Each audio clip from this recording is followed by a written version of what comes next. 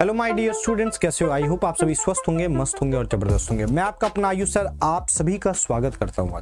आज हम लोग फिर एक स्पेशल कंपाउंड लेकर के आए जिसका हाइड्रोलिसिस हम लोग को देखना है।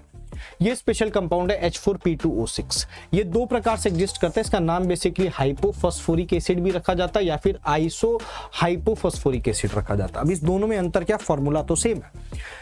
इन दोनों में अंतर है कि जब हाइपोफॉस्फोरिक एसिड होगा तो उसका जो बेसिसिटी है वो टेट्रा बेसिक होगा, वहीं जब आइसो हाइपोफॉस्फोरिक होगा तो उसका बेसिसिटी ट्राई बेसिक होगा।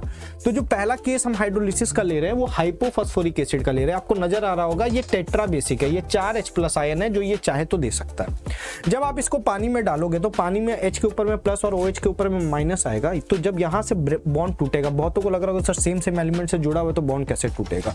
तो भैया आप लंडन डिस्पर्सन फोर्स के बारे में सुने होंगे। जब सेम एलिमेंट भी रहता है तो भी due to London dispersion force partial negative और पार्शियल पॉजिटिव चार्ज डेवलप होता है। तो किसी एक पे पॉजिटिव और किसी एक पे नेगेटिव होगा, किसी पे भी आ सकता है, कोई दिक्कत की बात नहीं है। जिस पे मान लो मैंने माना है कि इस पे स्लाइट पॉजिटिव और इस पे स्लाइट नेगेटिव, तो ये H+ क्या होगा, स्लाइट नेगेटिव वाले पर अटैक करेगा। और जहां पर स्लाइट पॉजिटिव कंसीडर किया वहां पर OH- जाके अटैक करेगा। अटैक करने के बाद जब OH- यहां जाके अटैक किया तो बना ऑर्थोफॉस्फोरिक एसिड H3PO4। वहीं पर जब ये H इस तरफ अटैक किया तो फॉस्फोरस एसिड बना जिसका नाम है H3PO3।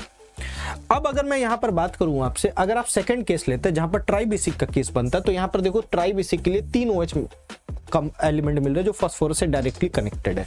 यहाँ पर ये H+ निकल सकता है, ये H+ निकल सकता है और ये H+ वाटर में निकल सकता है। जब आप वाटर के साथ इसका रिएक्शन कराएंगे तो एक पे H+ और दूसरा पे OH- रहता है, तो यहाँ से बॉन्ड टूटेगा। जब टूटेगा तो ऑब्वियसली यहाँ नेगेटिव चार्ज डेवलप होगा क्योंकि ये मोर इलेक्ट्रोनेगेटिव और यहाँ पर पॉजिटिव चार्ज डेवलप होगा। तो नेगेटिव किसको अट्रैक्ट करेगा, पॉजिटिव को। H यहाँ जाके चिपकेगा और OH- यहाँ जाके चिपकेगा। जब ये H यहाँ जाके चिपकेगा तो अगेन ये क्या बना देगा, H3PO4। और जब OH यहाँ जाके चिपकेगा तो क्या बना देगा, H3PO3 फास्फोरस एसिड। अब सवाल यहां पर यह फंसता है कि सर अगर हमको H4P2O6 दे दिया तो हम क्या टिक करेंगे। अगर सिंगल करेक्ट है तो हम जनरली इसी को टिक मारेंगे क्योंकि ये जनरल नेम के अंतर्गत कंसीडर किया जाता है। लेकिन अगर more than one correct option और ये दोनों ऑप्शन वहां पर मौजूद है तो हम दोनों को टिक करेंगे। Is it clear?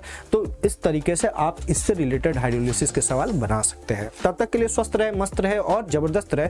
फॉलो करना ना भूले, लाइक जरूर करें और अपने दोस्तों के बीच में शेयर जरूर करें। मिलते हैं आपसे नेक्स्ट वीडियो में।